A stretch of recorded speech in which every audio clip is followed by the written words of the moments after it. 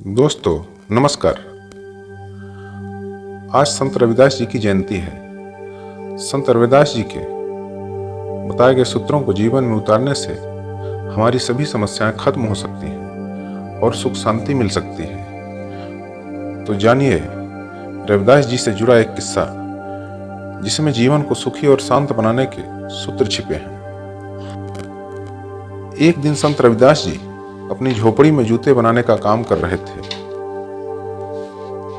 उस समय एक साधु उनके पास पहुंचे। रविदास जी ने उनकी बहुत सेवा की, जिससे वे प्रसन्न हो गए। जाते समय साधु ने अपनी झोली में से एक पत्थर निकाला और रविदास जी को दे दिया।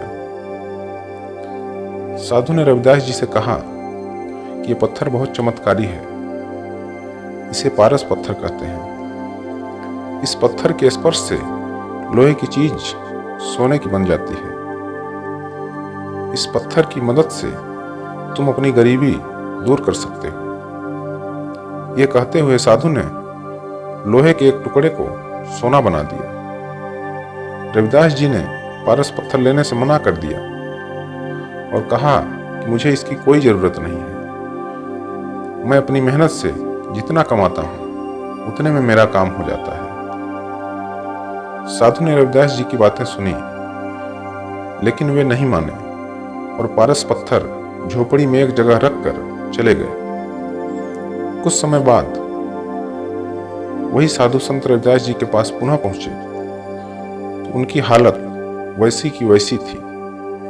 वे अभी भी झोपड़ी में ही रह रहे थे। रविदास जी की ऐसी स्थिति देख साधु बहुत हैरान थे।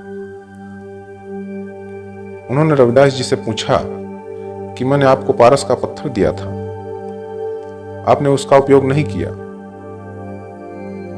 साधु की बात सुनकर रविदास जी ने कहा, वह पत्थर वहीं होगा जहां आपने रखा था। साधु ने उस जगह पर देखा तो पारस का पत्थर वहीं रखा था। उन्होंने रविदास जी से पूछा कि आप चाहते तो धनवान बन सकते थे, लेकिन आपने पारस पत्थर को देखा तक नहीं, ऐसा क्यों? संत रविदास जी ने कहा कि अगर मैं सोना बना लेता, धनवान हो जाता, तो धन की रखवाली करने की चिंता करनी पड़ती। अगर मैं गरीबों को दान करता तो मैं प्रसिद्ध हो जाता और फिर मेरे यहां जरूरतमंद लोगों की भीड़ लग जाती।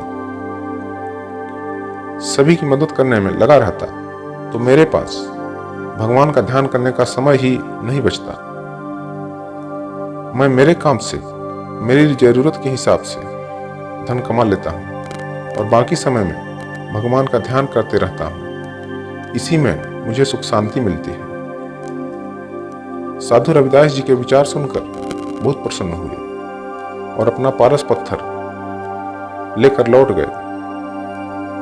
इस किस्से में रविदास जी ने सीख दी है कि हमें लालच से बचना चाहिए। दूसरों पर और दूसरों के धन पर निर्भर नहीं रहना चाहिए।